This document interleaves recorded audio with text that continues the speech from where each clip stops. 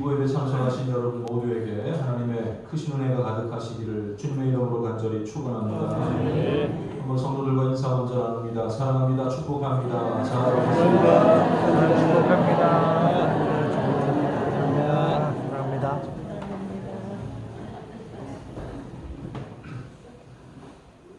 오늘도 기도 중에 절기상 종교개혁주의를 언급해 주셨는데, 종교개혁이라는 것은 사실 절기로서 명절로 지키는 것이 아니라 날마다 우리가 새로워지는 마음으로 새로워지는 삶으로 하나님께 나타나야 될 줄로 분명히 믿습니다. 오늘 이 시간이 또한 우리가 더 새로워질 수 있는 귀한 자리가 될 수 있기를 바랍니다. 인간의 감정 가운데 두려움이라는 그런 감정이 있습니다. 사전적인 의미를 찾아보면 위협이나 위험에 대해서 마음이 불안하고 조심스러운 느낌이다, 이렇게 설명을 해 놓았습니다. 어찌되었건 두려운 감정은 말로 설명하기보다는 내가 무섭기 때문에, 내가 두렵기 때문에 떨리고 두려워할 수밖에 없는 그런 상황들을 이렇게 설명과 이해가 없어도 우리가 자주 접하게 되는 그런 감정일 것입니다.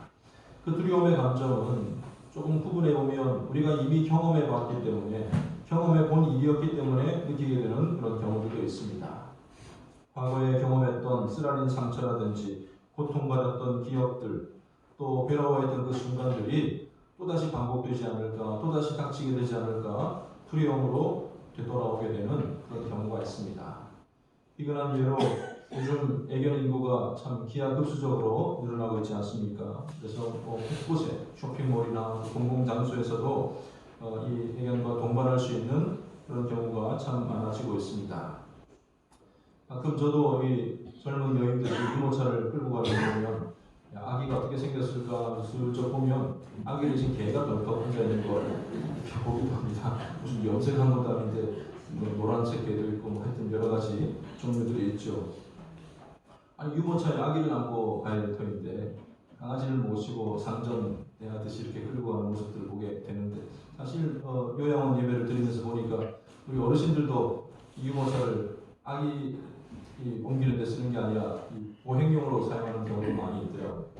끌고 다니면서 이렇게 앉기도 하고 의자까지 이렇게 다 준비가 되어 있는데, 어찌되었건 자기 자신에게는 그렇게 좋은 일이고 또 아끼고 서로 소통할 수 있는 그런 대상이긴 하겠지만, 만약 다른 어떤 사람들이 어릴 때에 개 물려본 경험이 있는 사람이라면 아마 그 애지중지 관계를 하고 있는 그 개도 그 사람에게는 공포의 대상이 될 수가 있다는 말씀입니다. 아이고 괜찮아요, 우리 개는 안 물어요, 이렇게 막 그냥 주장하기에 앞서서 충분히 여기에 대해서 두려워하거나 좋아하지 않는 사람도 있을 수 있다라는 그것을 알고 서로 배려하는 그런 문화가 필요하리라 생각되어집니다. 운전 그까짓 거 아무나 하는 건 아니에요 싶겠지만, 어릴 때 크게 사고를 당했다든지 사고로 뭔가를 잃어본 사람이라면 운전대를 잡는 게 크게 두렵거나 무서워질 수도 있는 것입니다. 높은 곳에서 떨어져 본 그런 경험이 있는 사람은 아주 높지도 않은 사다리 몇 칸 올라가는 것도 두려움으로 떨게 되는 그런 경우도 있습니다. 어릴 때에 성적인 학대를 받았거나 강압적인 학습과 또 엄격하고 이 훈육 중심 어떤 그런 가정 환경 속에 있었던 사람들도 평생의 트라우마로 그런 것들이 남을 수가 있다는 것이죠. 그리고 제가 언급하지 않았지만 이렇게 살면서 경험했던 두려움의 종류들은 참 개인적이고 또 수많은 그런 종류들이 있다는 것을 알 수가 있습니다.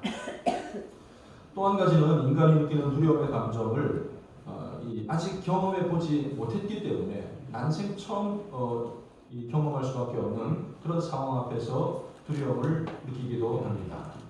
아주 사소한 예지만은 초등학교 저학년 시절이었는데 저는 학교에서 공부만 시킨 줄 알았더니 어느 날에는 병원을 차리고 주사를 놔준다는 거예요. 그것도 그냥 주사가 아니고, 여러분들 비슷한 주사 맞아보신 분인지 모르겠지만 무슨 주사 놓습니까? 학교에서 불주사를 듣는 순간 머리가 노래지고 하얘지면서 불주사라는 과연 어떤 주사일까? 친구들과 논쟁이 벌어졌죠. 야, 아무래도 주사바늘 끝에서 불이 나오나 보다. 혹은 그 주사액이 너무나도 뜨거워가지고 온몸이 불타듯이 그냥 그런 것 아니겠느냐. 그냥 의사가 입에서 불을 뿜는다든지 여러 가지 상상들을 이야기하게 됩니다. 순서가 되어서 의사 앞에 어깨를 내밀기까지 저기 바깥 복도에서부터 여자애들 앉아서 엉엉대고 이 얘기 저 얘기 온갖 상상으로 이 두려움을 감추려는 그런 노력들을 했던 기억이 납니다. 한 번도 경험해 본 적이 없잖아요. 불주사인지 뭔지 사실 그게 이제 천연두라든지 결핵이라든지 이런 질병들을 예방하기 위한 주사였는데 지금처럼 주사기 한 번 쓰고 버리는 그런 시절이 아니고 여러 번 써야 되기 때문에 소독하는 의미로 불에다 갖다 대고 이렇게 하는 세균을 죽이는 그런 과정 아니었겠습니까? 비슷한 세대들 또 전 세대들 다 어깨에 자국들이 다 있을 건데 사실 이게 주사약이 어떻게 해서 그런 게 아니고 일종의 화상 자국이라고 우리 앞에 뜨겁고 그렇게 하다 보니까 화상 자국이라고 말할 수 있다고 합니다. 경험해 보지 않는 그런 처음 겪게 되는 생소한 일들은 사람들의 마음에 더 큰 그런 두려움을 안겨다 주는 것 같습니다. 이건 아주 사소한 예고 다른 수많은 일들을 우리가 접하게 됩니다. 그 중에서 우리가 내가 직접 경험하지 않았기 때문에 인간에게 두려움으로 다가오는 것 중에 가장 큰 것은 아마 죽음이 아닌가 생각되어집니다. 물론 우리는 주변 사람들의 죽음을 많이 보아왔습니다. 지금도 죽어가는 사람들이 주변에 많이 있습니다. 그럼에도 불구하고 나 자신이 그 일을 직접 경험해 볼 수 없는 일이기 때문에 아무리 익숙한 또 거기를 잘 알고 있는다고 할지라도 그대로 받아들이기는 좀 힘든 부분이 있습니다. 아무리 많은 죽음을 보았다 하더라도 그것이 내게 닥칠 일로 쉽게 받아들여지지가 않는다는 것이죠. 또한 죽음의 형태도 참 다양하지 않습니까? 나이가 들어서 노환으로 돌아가시는 분도 계시겠지만 질병이나 사고 혹은 누군가에 의해서 생명을 빼앗기는 일도 있을 수 있고 여러 가지 각기 다른 상황들 때문에 우리는 참 두렵게 그 일을 마주할 수밖에 없는 것입니다. 수많은 정복 전쟁을 통해서 타인의 생명을 빼앗았던 나폴레옹에게 부하가 묻습니다. 장군님 불가능이 없다고 하여튼 평소의 모습을 보니까 장군님은 그 어떤 것도 두렵지 않으시죠? 두려운 게 하나도 없으시죠? 라고 물었을 때에 이보게 나는 솔직히 일주일에 한 번씩 이발사를 불러다가 면도할 때 가장 두렵다네 이렇게 대답을 하였다는 것이죠. 그도 그럴 것이 요즘은 다 남자들도 미용실 가서 하기도 하지만 어떻습니까? 이발소 가면서 이렇게 칼을 그것도 갈아가지고 시퍼게 갈아가지고 면도도 해주고 하는 그런 일들이 있었는데 어떻게 저 사람을 믿고 나한테 어떤 짓을 할지도 모르는데 목을 내밀고 가만히 누워 있는다는 것 자체가 그 상황이 두렵다는 것이죠. 이발사가 마음만 잘못 먹으면 언제라도 죽을지 모르는 그런 상황 자체가 두려웠다는 것입니다. 그래서 나폴레옹은 이발사를 부를 때마다 반드시 그 가족, 이발사의 아들을 대동하게 해서 오게 했다는 거죠. 옆에 딱 세워놓고 네가 만약에 허튼 짓 하면 알지? 어떻게 되는지 알겠지? 볼모로 잡아놓고 면도를 했다는 그런 이야기가 있습니다. 다른 사람의 죽음을 수없이 보면서도 자신의 죽음에 대해서는 그토록 두려워했던 장군의 모습. 이 나폴레옹의 죽음에 대해서는 의혹들이 참 많이 있지만 공식적인 입장은 위암으로 그렇게 자기 자신을 애지중지하고 잘 보살폈지만 위암으로 사망한 것으로 보고되어 있습니다. 나와는 상관없어 보이는 저 멀리 보이는 그 죽음 가까이 그 직전까지 다가온 사람들의 삶의 태도는 조금 더 남다르다는 것을 보게 됩니다. 건강을 잃을 뻔하고 죽을 뻔하다가 살아난 사람 이런 여러 가지 이런저런 경험들 벌써 24년 전의 일이라고 말하는데 강남 한복판에서 있던 이 상품백화점이 와르르 무너졌던 사건 여러분도 다 기억하고 있을 것입니다. 지은 지 5년밖에 되지 않은 신축 건물인데 1995년 6월 29일 그날 찌직거리면서 붕괴 조짐이 나타난 지 7분 만에 건물 전체가 다 와르르 무너져 버리고 말았습니다. 그 당시에 502명이 사망하고 6명이 실종되고 937명이 부상을 당했던 정말로 이 대참사의 현장이었죠. 건물 잔해를 조심스럽게 파헤쳐가면서 참 아비규환, 아파서 절규하는 사람들을 구해내는데 시간이 지나가고 일주일이 지나가고 그런데 이 9일째 되는 날 그리고 10일째 되는 날에 20대 남녀 각각 한 사람씩 최명석, 유지환이라는 젊은 남녀가 구조되었고 최후의 생존자가 발견된 것은 사고 후에 17일이 지난 뒤에 이 박승현이라는 20대 여자분이 이 구조를 받게 되었습니다. 참 끔찍한 경험들을 하지 않았습니까? 이들이 어떻게 살고 있는지를 조사해본 자료가 있는데, 처음에는 세 사람 모두 다 이 외상후 스트레스 장애를 심하게 겪기도 했지만 서로도 이렇게 그게 인연이 돼서 서로 만나기도 하고, 또 이 박승현 씨의 여자 친구를, 동료 친구를 소개해서 또 결혼도 하겠죠. 이 남자분이 결혼도 하기도 하고, 그런 남다른 애착과 삶에 대한 어떤 그런 태도를 가지고 살아가고 있음이 밝혀지고 있습니다.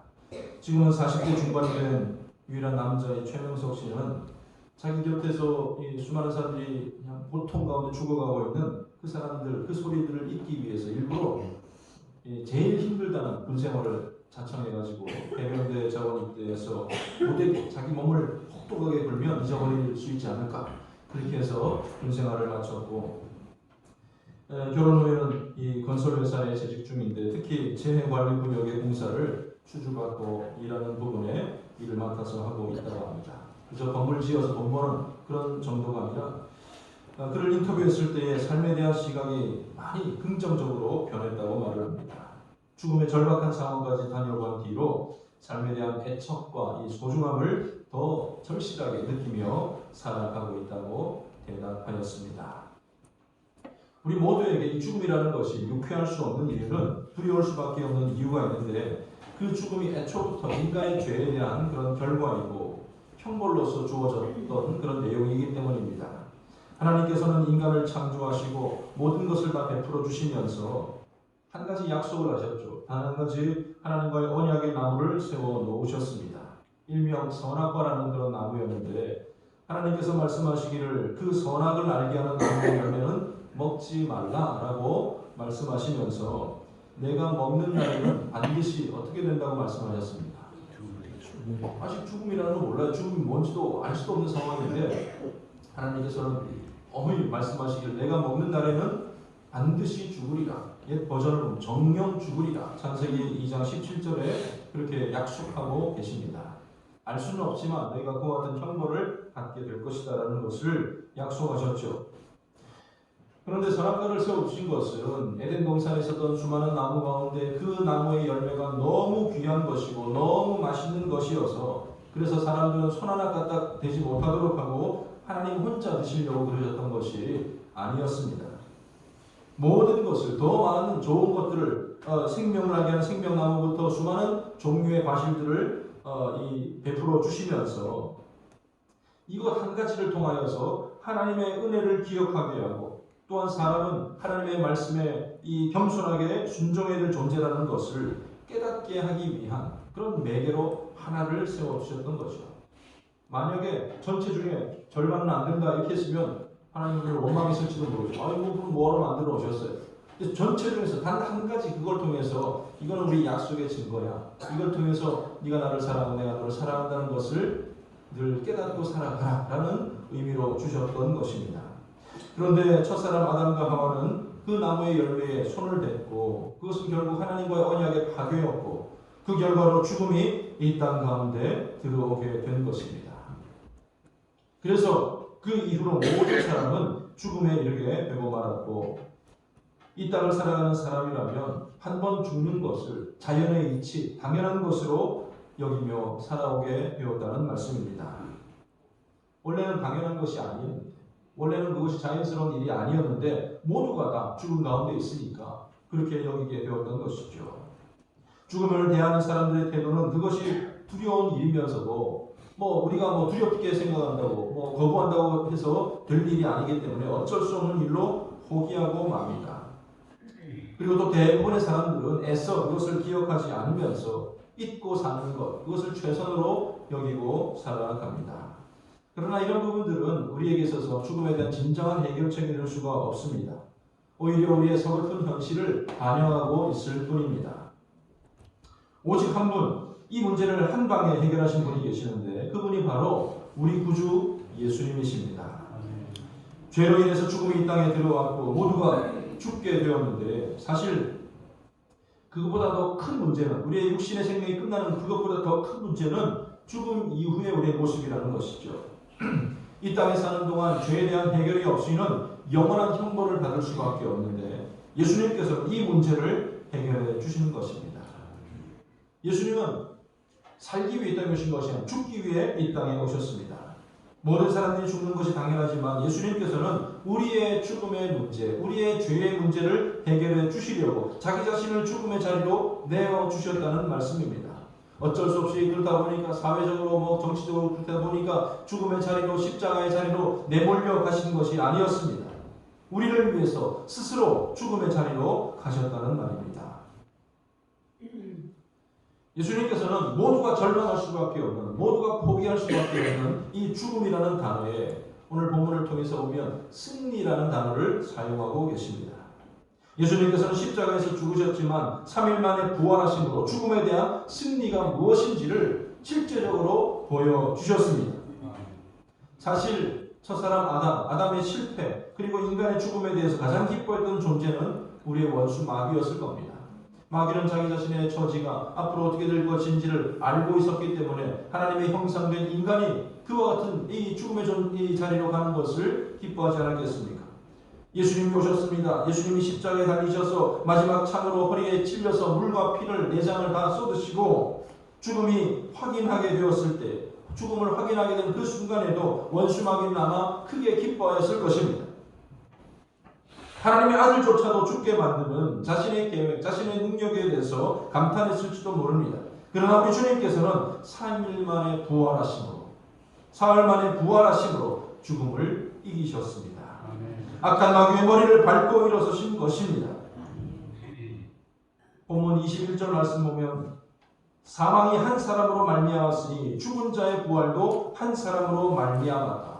이 한 사람은 누구를 의미합니까? 아담 안에서 모든 사람이 죽은 것 같이 그리스도 안에서 모든 사람이 삶을 얻게 될 것을 오늘 우리에게 약속해 주셨습니다.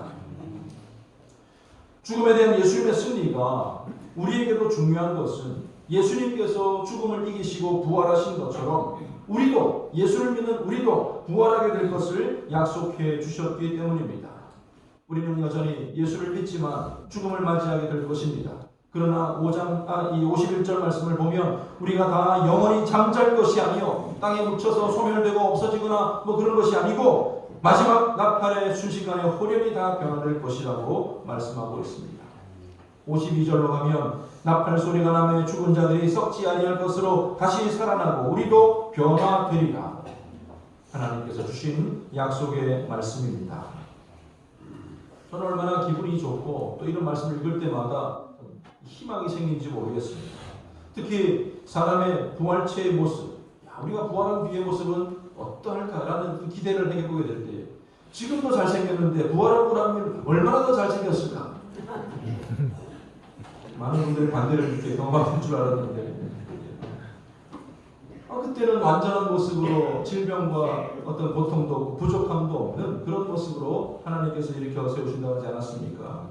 부활할 게 이렇게 될 것이다. 성경에 어떤 이 자세히 나타나 있지 않지만 아마 그건 우리가 지나가보면 알 것 아니에요. 나중에 이 경험해 보면 다 알게 될 일이기 때문에 아마 성경에 다 생략하신 것 같아요.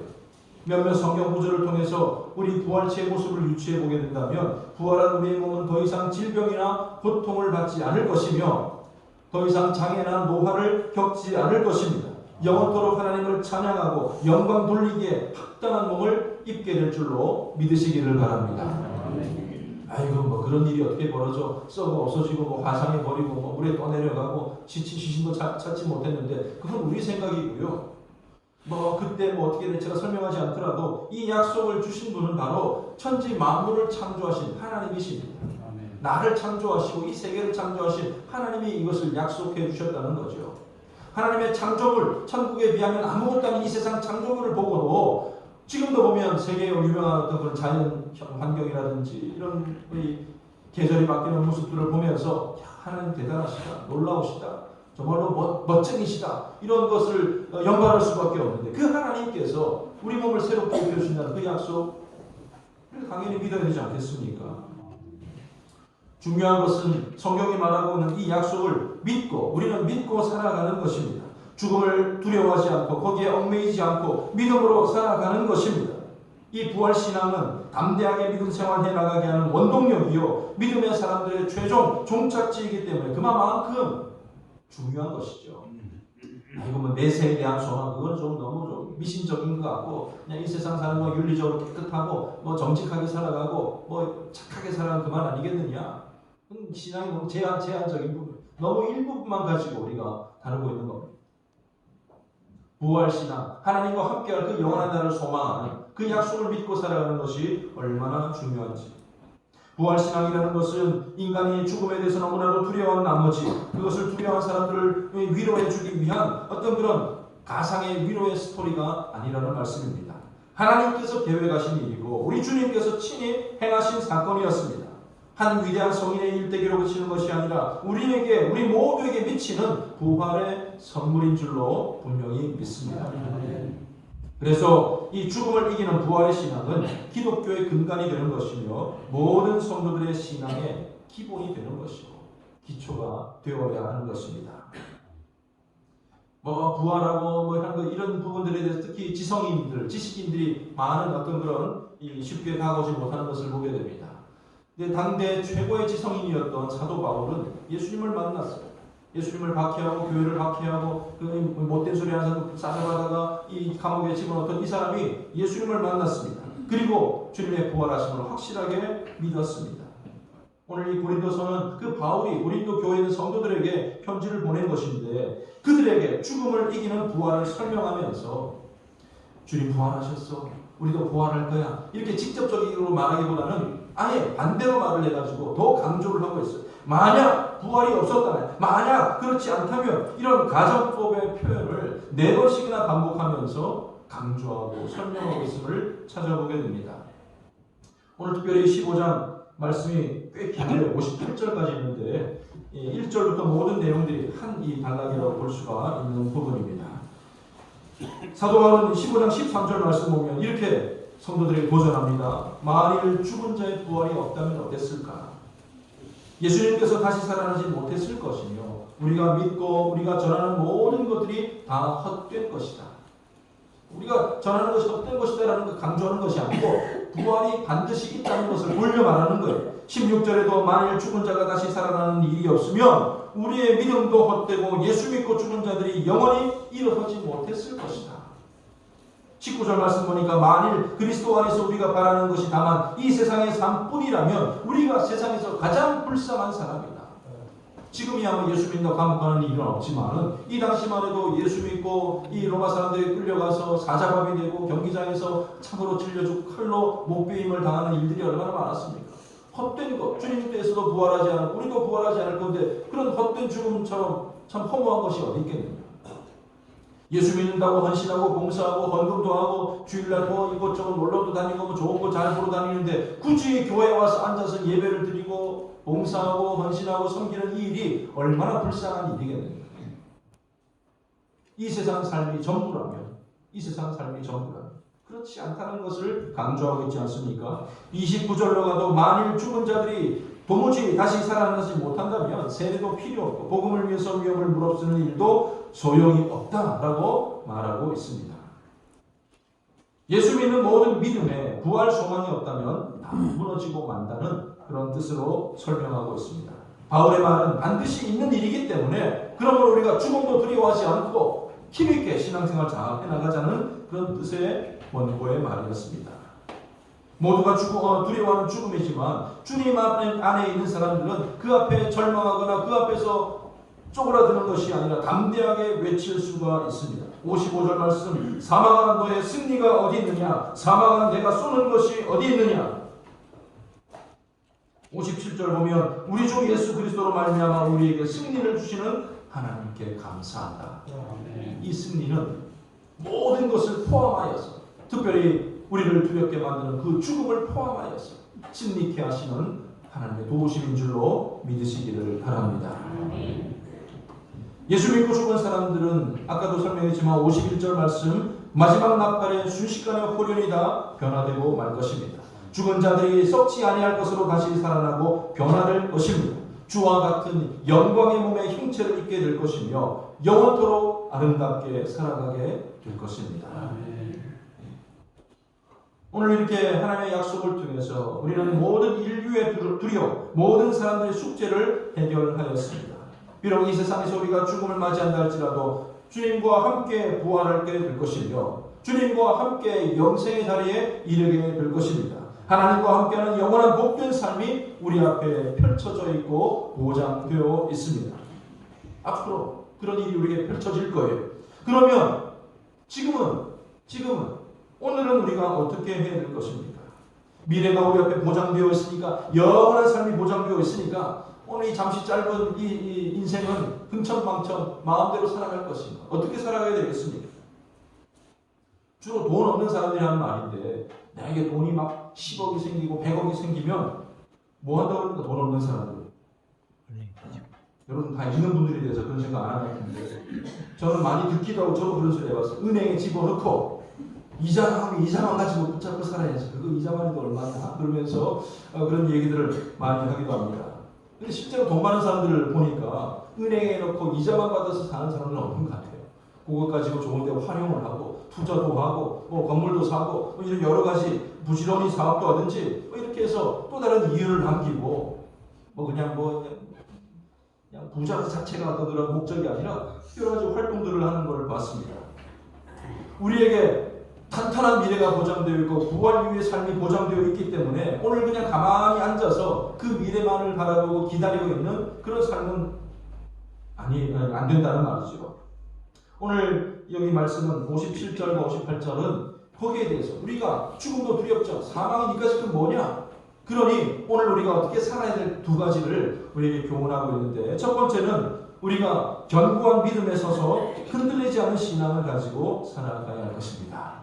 주님만이 나의 구원자이시요 부활의 첫 열매 되심을 확고히 믿고 살아가는 성도님들 다 되시기를 바랍니다.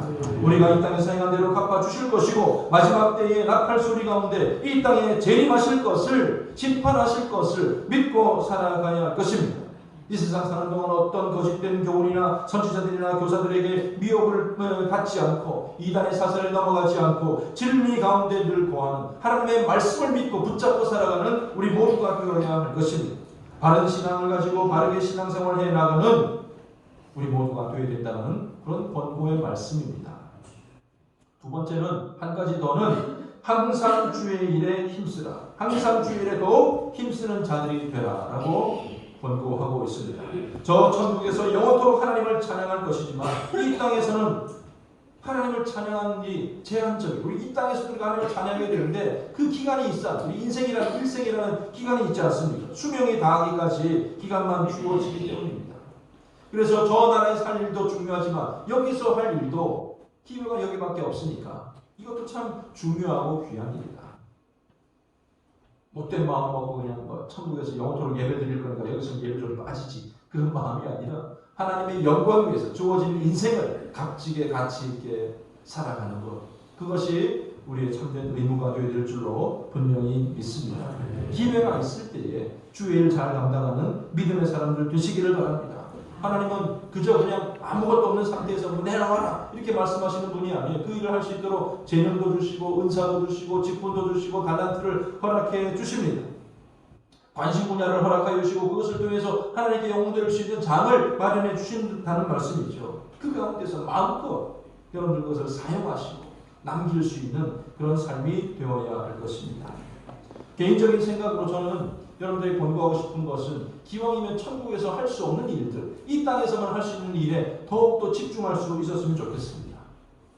목사님 이상한 소리 하시려고 그러나 아마 이렇게 생각하시는지 모르겠지만 한번 제가 퀴즈를 내볼게요.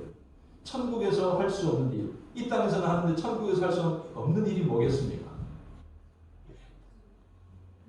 강도질, 도둑질 이런 거 말고 그건 당연히 없죠. 어떻게 있겠어요? 성도로서 우리가 이 땅에서 당연히 하는 일인데 천국에서는 별로 소용없는 일이 있을 것 같아요. 뭡니까? 네? 합창을 하시니까 제가 잘 모르겠는데 제 개인적인 생각으로는 두 가지가 있는 것 같아요. 첫 번째는 기도고 두 번째는 전도인 것 같아요. 이 땅에서 우리가 하나님께 기도할 때에 물론 그냥 두서없이 기도할 수도 있겠지만 꼭 예수님을 통해서 예수님의 이름으로 기도합니다. 우리의 간구를 가까이 계신 하나님을 느끼지 못하고 멀리 계신 하나님께 이렇게 아뢰는 것 같은 어떤 그런 관계잖아요. 그러나 천국에서 우리가 하나님을 대면하여 볼 것이고 예수님을 통하지 않더라도 우리 모든 소원의 기도가 하나님께 상달되는 것이고 우리의 모든 대화 자체가 천국에서 이루어진 대화 자체가 하나님께 기도가 되지 않겠습니까? 이 땅에서의 모습과는 조금 차이가 있을 것 같습니다. 그렇기 때문에 나중에 못할 일이니까 지금 여기서 기도 생활 잘 감당해야 될 줄로 믿습니다. 천국은 모든 장소가 다 예배의 처소잖아요. 하나님의 영광 가운데 있지 않습니까? 그러나 우리는 굳이 예배당을 찾고 예배 시간을 찾고 하나님께 찬양하고 기도하는 이 자리, 구별된 자리를 사모하는 마음. 그냥 옛날에 내가 이 땅에 있을 때, 세상 살아갈 때 참 교회를 찾아서 기도의 시간, 그 기도의 자리를 지켰었는데 이런 것들을 추억할 수 있도록 마음껏 기도하고 예배하는 믿음의 사람들 다 되시기를 바랍니다. 또 한 가지는 전도입니다. 전도. 왜냐하면 하나님은 구원받기를 원하고 모든 사람들이 예수 믿기를 바라고 있지만 시한이 있어요. 주님께서 재림하시고 심판하신 후에는 더 이상 기회가 주어지지 않습니다. 그렇기 때문에 이 일에 대해서 우리가 시급함을 느끼고 하나님의 마음에 동참하여서 한 사람이라도 더 구원할 수 있는 그 일에 맺히다는 것. 천국에서 뭐 예수 천당 불신죠. 다 예수 믿는 사람들 거기서. 이 땅에서만 할 수 있는 일. 그러기에 더욱더 가치 있는 복음 증거의 사명을 우리가 잘 감당해야 될 줄로 분명히 믿습니다. 사랑하는 성도 여러분, 모든 세상 사람들이 죽음을 두려워하고 애써 외면하고 살아가지만 우리는 그 죽음을 비웃는 자리에 서 있습니다. 이미 승리하였기 때문입니다. 예수님께서 그러하셨듯이 우리는 죽음을 이기고 부활하게 될 것이요 영원한 생명을 누리게 될 것이기 때문입니다. 거기에 대해서 두려워하거나 조급해하거나 물론 불편한 마음은 있겠지만은 좀 더 넓은 마음을 가지시고 이 땅에 사는 동안 우리가 해야 될 일에 더욱더 집중하는 믿음의 사람들이 되어야 할 것입니다. 인생이 끝나갈 무렵에 각 사람들은 예수를 믿거나 믿지 않거나 후회도 하고 안타까움을 가지기도 합니다. 열심히 살았지만 그래도 모자람을 토로하기도 합니다. 그런데 우리가 주를 위해서 행한 모든 일들은 58절 말씀에 나와 있는 것처럼 너희 수고가 주 안에서 헛되지 않을 것이다. 사람들은 왜 그렇게 살았냐, 왜 또 그렇게 해야 되느냐, 뭐 기도만 해야 되느냐 할지 모르겠지만 하나님은 우리의 진실함을 보시고 하나님은 우리의 정직함을 보시고 그것을 다 기억하시고 칭찬하여 주시고 위로하여 주시고 상급으로 허락해 주실 것입니다. 그렇기 때문에 헛되지 않을 그 일 하나님께서 인정해 주시고 하나님께서 상을 내려 주실 그것을 바라보면서 흔들림이 없는 담대한 믿음으로 주어진 시간 동안 믿음 생활 잘 감당하다가 주의 일 잘 감당하다가 후회 없이 하나님께로 나아갈 수 있는 우리 모든 대원교 성도님들 다 되시기를 주님의 이름으로 간절히 축원합니다. 기도하겠습니다. 하나님 아버지